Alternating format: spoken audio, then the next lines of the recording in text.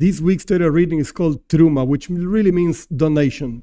And the main subject of the reading is the construction of the Tabernacle, the Mishkan. That's what it's called in Hebrew, that the Jewish people used a mobile temple throughout their traveling through the desert. And afterwards, it was actually installed in the land of Israel for a certain number of years, like more than 360 years. But the point is that the Torah talks about a construction that happened in a specific place, the desert, in a specific time, more than 3,000 years ago. Now, we know that this is not going to happen anymore. Like the people that were already in that place passed away. The place were not there anymore. So why do we have to read something that is actually not useful? The answer to this is that the words of the Torah are eternal. And not only in a physical way, that again, today we cannot fulfill this in a physical way, and we're not supposed to fulfill this in a physical way in the same way that the Torah talks about it. However, in a spiritual way, we have to still learn certain lessons out of this text. Let's focus just on one particular detail of this whole construction with many, many details of the tabernacle. The detail we're going to focus on is, the Torah says in Hebrew, Atzei Shitim Oimdim. People had to give wood of Cedar, like a very high tree, and it has to be put Oimdim. That means standing up in its proper position. That means not laying down, but standing up just like a tree grows. This is what the people had to give, and actually the walls of this whole mobile temple were built out of these woods, put one after the other, and they built actually walls. What does it mean in a spiritual way? So let's focus on the name of this particular tree. Why this tree? Why not something else? To the point that our sages ask, actually, where did they get these trees from?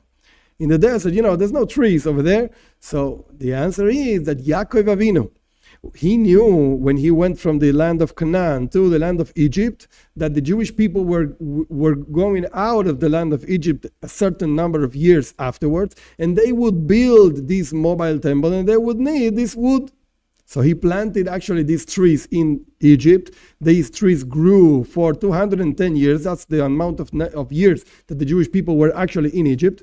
And then they took them out. And therefore they had this tree in the desert. What's the name of this tree? Shittim in Hebrew, which means cedar. It's a type of cedar. But the word shittim actually can be understood in different ways. Each word in the Hebrew language is composed of 2 or 3 letters that form the root of the word. And then when you start playing with the different additions to the root, before, after, in the middle, etc., then you get many, many types of words. So the word shittim is related basically to a few words. Word number 1 means shtus. Shtus means stupidity. That's what shtus means. A shoite, which is again related to shittim, means a stupid person. Then the word shittim is related to soita, stia, which even though the sound is sh or s, doesn't matter. It's the same word. It's the same letter. Stia means to move out of the right path. Like you actually went away from the path. That's what it means, stia. According to these 2 explanations, we can understand a little bit better what does it mean to actually serve God. True service to God, says Maimonides, the Rambam, is when you go in the middle way. None of the extremes are actually good. Then the Rambam talks about, in his laws of behaviors, what to do when a person has a bad behavior and he has to change it. Okay, sometimes you have to go to the other extreme in order to go back to the middle way. You went to one extreme. How do you get out of there? You go to the other extreme to actually finish in the middle. But the point is that service to God means the middle path. When you actually move out of this middle path, you're actually a soite, you actually move out of this path. That means that you're shoite, you're a fool. But of course, there are 2 ways of moving out of one path. You can either move to one side or the other side. The way it brought down in the Hasidic thought is there are 2 types of stupidity. There's a stupidity below understanding, that you're really behaving not like a human being, you're behaving lower than a human being.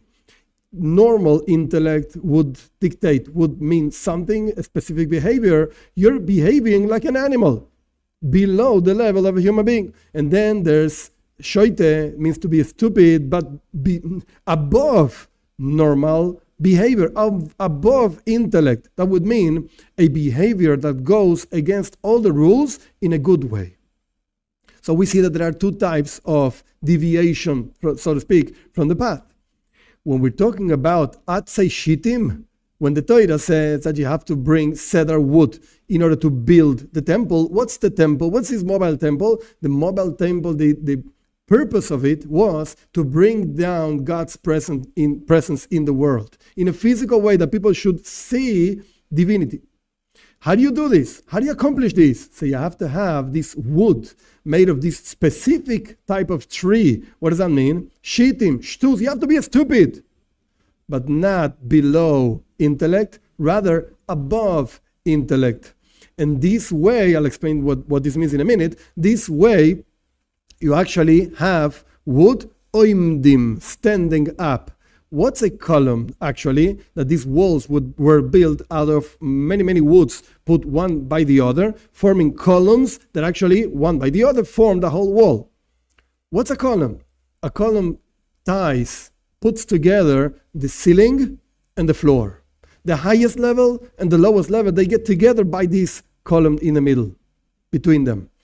The same thing happens. You want to bring God's presence to this world. God is, so to speak, above the most holy thing and the highest thing and the most indescribable thing, etc., etc. You want to tie these. You want to put it together with the floor, with the lowest thing, which is this material world. So you need a column. You need this particular column made of what? What does that mean, this column? Shitim, shtus, this wood of cedar. And you have to be, quote unquote, a stupid person, but beyond intellect. What does that mean? To be a stupid person beyond intellect.